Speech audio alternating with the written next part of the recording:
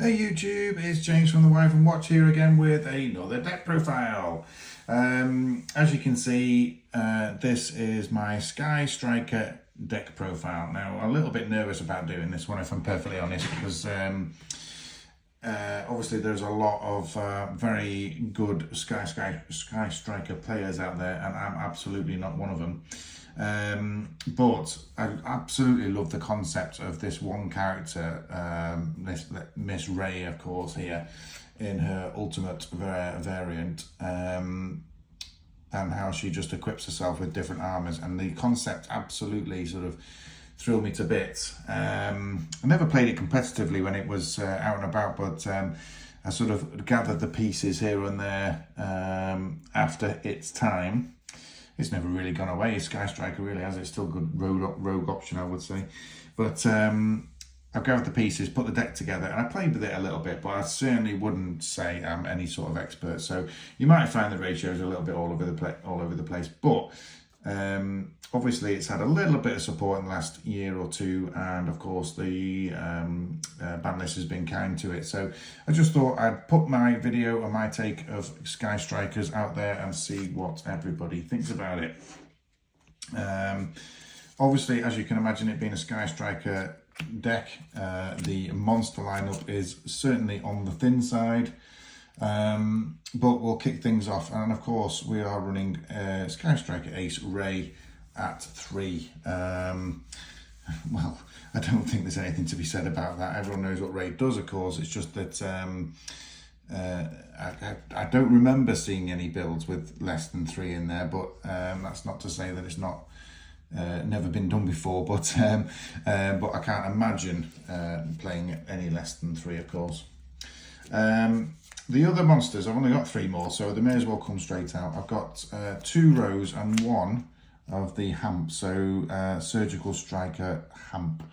Now this is one of the newer cards, of course, so I think, obviously, well, Rose is obviously the more common one in its Prismatic Secret Rare version there. Not fortunate to have the Starlight Rare versions of those, but I still like to run the 2 rows in the build anyway. But I just thought I'd throw this one in as well, just to do a little bit of testing really. But it's always treated as a Sky Striker card, of course, and if you control a Sky Striker Ace monster, you can special summon this card from your hand to either field by attributing 1 monster from that field. It's a little bit of a kaiju sort of monster. I just thought, well, it's fitting and it fits the bill, and it's just an extra monster. I think before this I had a Pancratops in the build, but I never liked the Pancratops in there. It just never seemed fitting really. And I appreciate that might be the more competitive card to have in there, but I didn't see fit really. Now, the rest of the deck, and I'm not kidding, every single card in here is now a spell, not a single trap in here. So we'll start obviously with the Sky Striker lineup and go from there. So the newer one is Linkage, of course, which came out a little bit later, same time as the Hamp actually, I think. You know what, I forget the name of the set. MAMA? No, it's not Maze of Memories, is it?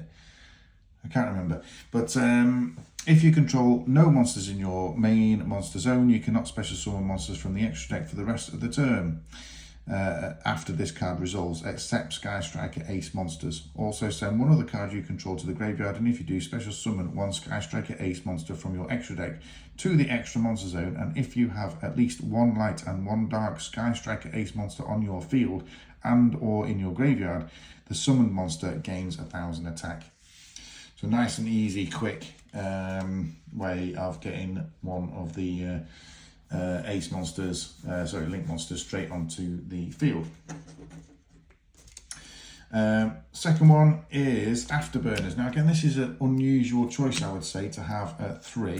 But because I'm not playing particularly competitive, the pop function, of course, when you're playing against lesser deck, shall we say, becomes all important and can be very potent. So, it's not built for competitive use. However, if you were to build it for competitive use, you will probably remove at least one, maybe two of these in order to squeeze some more, whatever the top cards are at the time, But given that we're not built it for that use, I love the bleed on some of these. You know how you get the secret rare bleed all over the card. I think that looks ace when you get it like that. Yeah, so they're all from the same set. These are all Dark Saviors, aren't they? Yeah, that's right, the original set. Yeah, like I say, that's 3 afterburners. One you do always expect, of course, is the Widow Anchor, and it's still at 3 on this one, so I don't see any reason why you wouldn't go for 3. But this is the course: if you control no monster in your main monster zone, target one face-up effect monster on the field, negate that effect monster's face-up effects until the end of the turn. Then if you have 3 or more spells in your graveyard, you can take control of that monster. So yeah, absolutely super. Obviously it's quick play, so super effective as well. Now onto 2-ofs, and you might be thinking, okay, so where's the engage? Well, here it is. Gone for 2 engage, of course. This is the newer of the artworks as well. I had to have this one, absolutely beautiful. I've got the old one as well, of course, if I ever need to switch back, but for now I'm running the new variant of it. Everyone knows Sky Striker Engage, and of course it's at 2. Also now at 2 is the multi-roll, just recharging your hands. Obviously, well, again, most of you will be fairly familiar with multi-roll, but,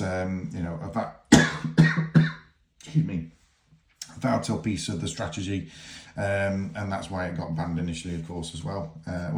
Limited, sorry, wasn't it? Was it banned? I can't remember now. Might have been banned. Next 2-of is Shark Cannon. I think this is normally played at 2. I think it depends on the build, really. But if you have no monsters in your main monster zone, target one monster in your opponent's graveyard, banish that monster, or if you have 3 or more spells and track cards, you can special summon that monster to your field instead, but it can't attack. Very, very useful. Also gone for 2 of the field spell, which is Sky Striker Airspace Area 0. I think this is normally played at 2 as far as I know. Again, it might depend on the build, of course. But you can target one of the cards you control, excavate the top 3 of your deck. And if you do, you can add 1 excavated Sky Striker card to your hand, also shuffle the rest into the deck. Then if you excavated a Sky Striker card, send the targeted card to the graveyard.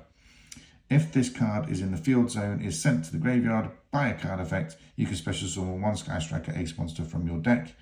But you can only use the effect of Sky Striker Airspace Area 0 once per turn.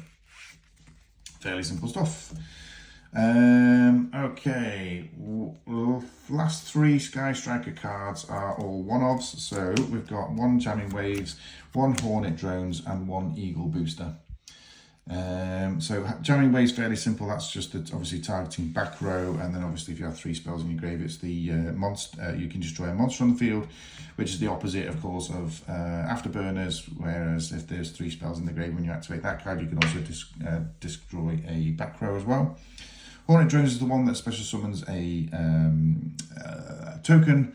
And Eagle Booster, if you control no monsters in your main monster zone, target 1 face-up monster on the field that target is unaffected by card effects this turn, except its own. And if you have 3 or more spells in your graveyard, it cannot be destroyed by battle this turn either. So just a little bit of protection for once you've got set up, I suppose.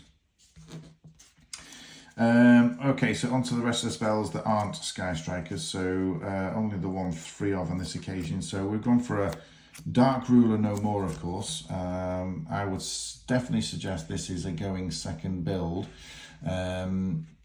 The side deck would be quite interesting on this if you were to take it competitively. Absolutely, I don't have a side deck for this deck, as I don't have a side deck for all of my decks apart from Invoke Dogmatica and Exorcisters. But yeah, we do see ourselves as a go second build, so Dark Ruler no more, and obviously we would probably side it out if we had the opportunity to do so. Two ofs, we've got 3 2-ofs, that's right. So we've got 2 Foolish Burial Goods, obviously getting spells into the grave. 2 Lightning Storm, again, if it's a going second build, that's always a good option to clear some back rows. And we've got 2 Pot of Desires as well. I just noticed those are the collector's rares from what's the Talk? That's where all the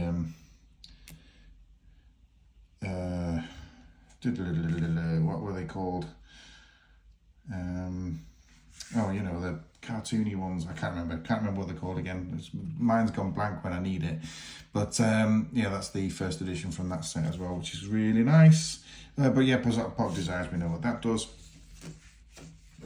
The Toon cards, that's what I was looking for. The Toon cards, blimey, that took a long time to come. And then 5 1-offs, so we've got Terraforming, of course, to go for the Area 0.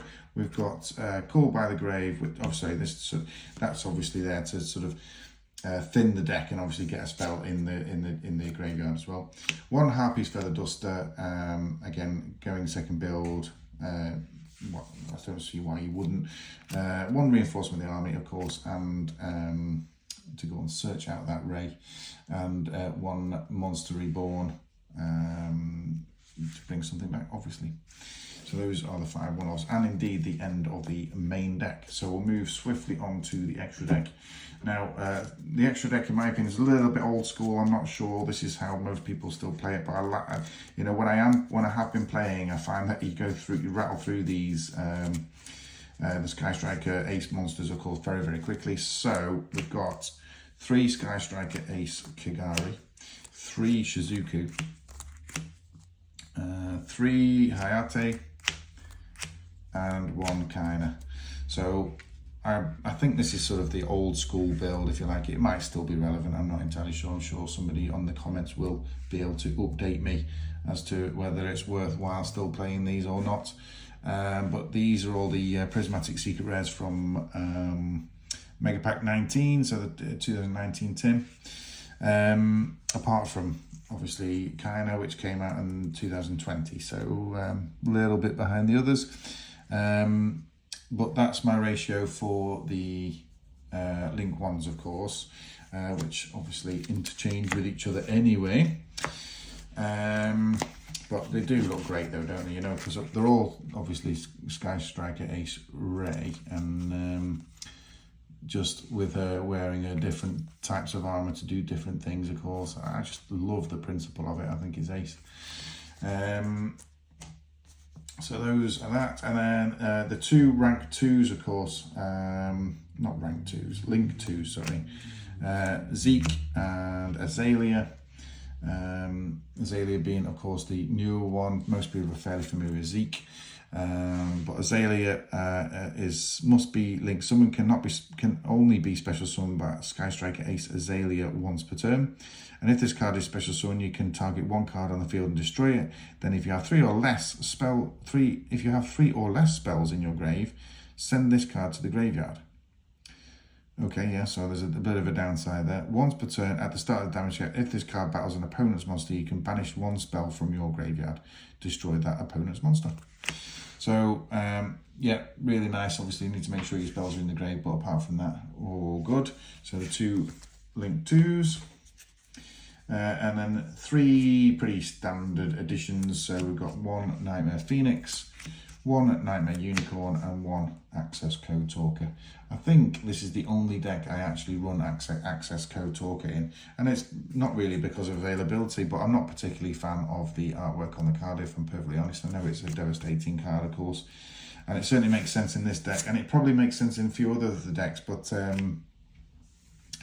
you know, I'll leave it in here, but I'm not going to go out and chasing it for all my other multi-attribute decks, which I think you can make use of it in there. But well, that's the collector's rare as well. I just realised that's the collector's rare unicorn, really nice. And of course the token, which makes sense, of course, as well, with the playing the Hornets. Guys, that is the end of the deck profile. So once again, thank you so much for tuning in and listening to me witter on about a deck that I'm not particularly familiar with. And my subscriptions are now up to 132, which is really, really good, because that means it's growing quite fast actually. And you know, I really do appreciate sort of people tuning in and listen to what I've got to say. And you know, I hope you realise that I'm not a competitive player, and I'm just trying to add my bit to the game and to the community, in fact, and just show you some of my builds, some of the cards I've collected. I am more of a collector than a player, if I'm perfectly honest. But that's why I sort of keep hold of all these ultimate rares that you might still see. At some point they're going to have to be sold, but not yet anyway. I'm not ready for that yet. I'm not ready to let go of my collection. But yeah, thanks once again. Keep subscribing, keep leaving those comments. Like I say, they're very, very valuable to me. I really enjoy reading them, and so far I've kept up to date with them, and everybody who's commented I've responded to, so I really appreciate it. And do let me know if you've got any queries about the deck, or if you want me to explain anything more clearly for those that haven't played Sky Striker before. Or like I say, if you've got any suggestions on how I might change it, then feel free to do so. Guys, thanks once again. See you next time.